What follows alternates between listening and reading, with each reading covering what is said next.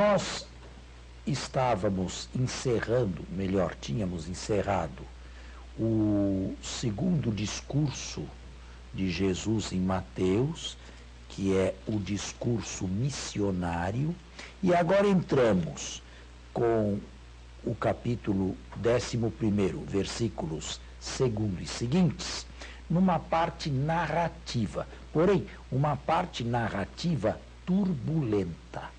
Até agora não houve nenhuma turbulência. Agora, nesses dois capítulos, 11 e 12, começam os choques entre Jesus e a oposição. Nós poderíamos sintetizar a temática e a lógica destes dois capítulos da seguinte maneira: Jesus numa extremidade, seus opositores numa outra extremidade, com Jesus os discípulos e, a meio caminho entre Jesus e a oposição, o povo, que é chamado, convocado, convidado por Jesus a tomar partido. Então, o telespectador verá constantemente todas estas partes. Numa extremidade Jesus, numa outra extremidade os inimigos ou a oposição crescente a Jesus, e no meio o povo, os discípulos com Jesus. Vamos então à primeira das perícopes, que são os versículos 2 e seguintes. Você lê, alguém lê, e eu faço as intervenções necessárias. João, ouvindo falar na prisão a respeito das obras de Cristo, enviou a ele alguns dos seus discípulos para lhe perguntarem. Bem, é claro que este versículo aqui é redacional, porque João não sabia que Jesus era o Cristo. Este versículo aqui é um versículo redacional. Qual é a pergunta que ele manda fazer, João? És tu aquele que há de vir, ou devemos esperar um outro? Existem muitas pessoas e até especialistas que acreditam que uma pergunta desta, gerada a partir de uma dúvida, e uma dúvida nos últimos dias de vida do precursor João Batista, não ficaria bem. João, segundo eles, deveria já saber quem era Jesus.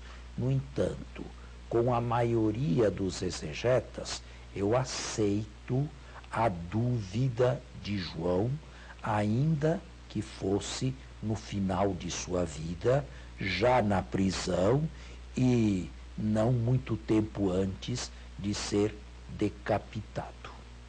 Para que essa dúvida seja real, bastava que João esperasse alguém, algum personagem celeste, enquanto Jesus estava neste mundo.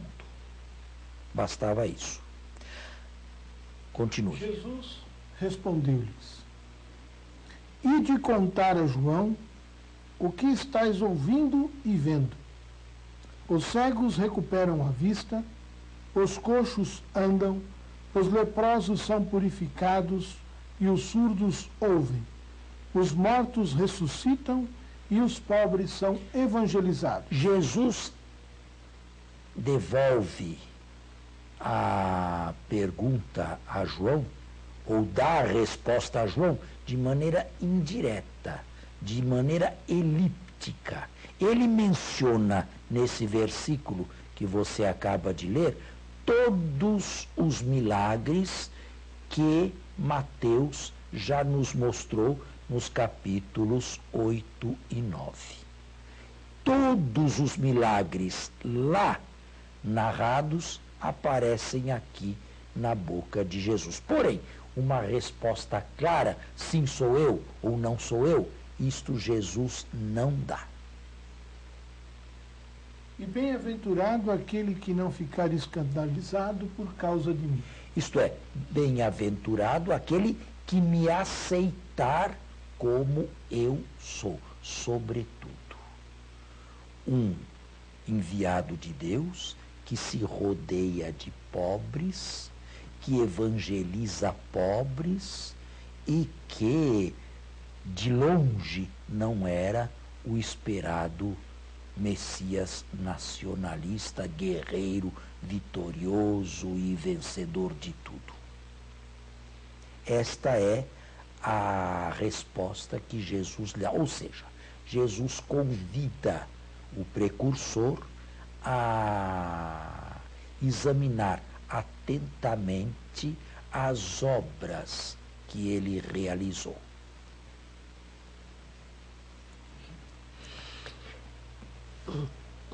Jesus respondeu-lhes, aqui, né? Não, 4? isso já 7. foi. 7. Ao partirem eles, começou Jesus a falar a respeito de João. Agora vem uma outra perícope. Esta é a perícope primeira. A dúvida de João. Eu acredito que ela tenha sido real. João esperava alguém porque pregava. Esperava alguma intervenção de Deus. Ouvindo falar de Jesus, é possível que ele tenha ficado perplexo.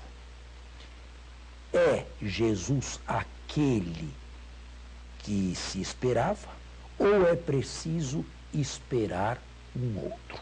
Agora vem uma segunda perícope. É Jesus quem fala a respeito de João. Ao partirem eles, começou Jesus a falar a respeito de João às multidões. Que fostes ver no deserto um caniço agitado pelo vento? Bem, um caniço agitado pelo vento Mas é que uma planta, fostes ver? é uma pequena planta que cresce à beira do Rio Jordão, que atravessa o pequeno deserto da Judéia. Através desta planta, que dependendo dos ventos gira para a direita ou para a esquerda, se inclina de um lado do outro, se pode notar uma pessoa desorientada. Ou então, o que é mais irônico, Herodes Antipas se fazia apresentar dessa maneira, através de um caniço à beira do Jordão. Seria uma maneira velada de se falar de Herodes Antipas, o tetrarca da Galileia? Ou então, que mais?